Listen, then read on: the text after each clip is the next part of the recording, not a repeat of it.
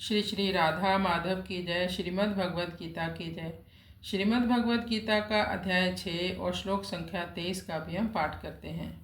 इसमें भगवान ने कहा कि योग अभ्यास में श्रद्धा, धैर्य और उत्साह का क्या महत्व है।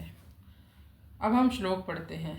तम विद्यात दुख संयोग वियोगम योग संहितम स निश्चयेन योक्तव्यो योगो निर्विन्न चेतसा। तम विद्यात दुख संयोग वियोगम योग संगीतम स निश्चयेन योक्तव्यो योगो निर्विन्न चेतसा। भगवान इस श्लोक में बताते हैं तम यानी पिछले श्लोक से संबंधित है ये वाला श्लोक।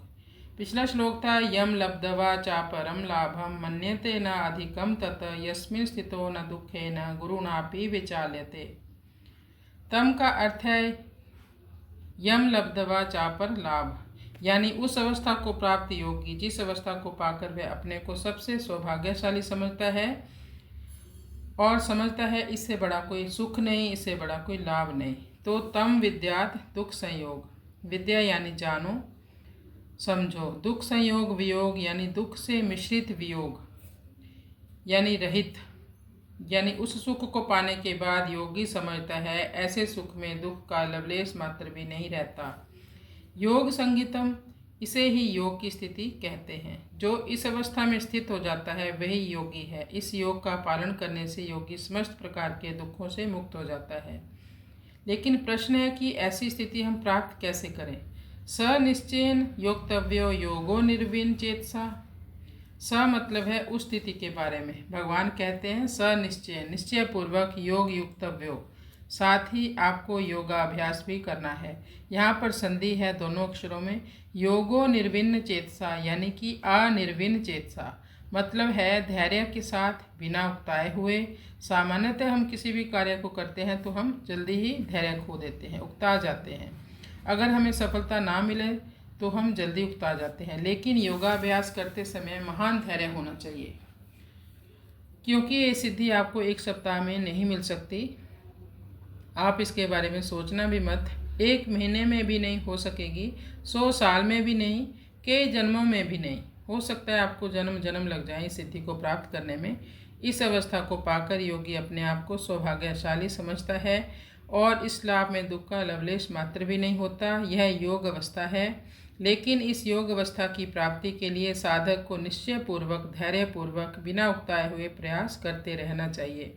सांसारिक संयोग का विभाग अलग है और योग का विभाग अलग है। संयोग उसके साथ होता है जिसके साथ हम सदा नहीं रह सकते, और जो हमारे साथ सदा नहीं रह सकता। योग उसके साथ होता है जिसके साथ हम सदा सदा रह सकते हैं और जो हमारे साथ सदा रह सकता है। इसलिए संसार में एक दूसरे के साथ संयोग होता है और परमात्मा के साथ हमारा योग बनता है, योग होता है। संसार का योग नहीं होता और परमात्मा का वियोग नहीं होता। अर्थात संसार हमें मिला हुआ ही नहीं है और परमात्मा हमारे से अलग नहीं है।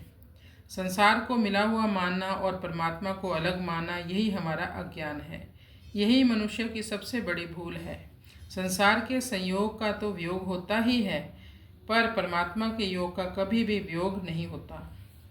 मनुष्य चाहता है संयोग, पर हो जाता है वियोग। इसलिए संसार दुख रूप है। दुखालयम शाश्वतम, कुछ चाहना रहने से ही दुखों का संयोग होता है। हम कुछ ना कुछ चाह करते हैं, जब हमें हमारी वो चाह पूरी नहीं होती तो हम दुख ले लेते हैं। कुछ भी चाहना ना रहे तो दुखों का संयोग नहीं होगा, बल्कि परमात्मा के साथ योग हो जाएगा। परमात्मा के साथ जीव का योग अर्थात संबंध नित्य का है।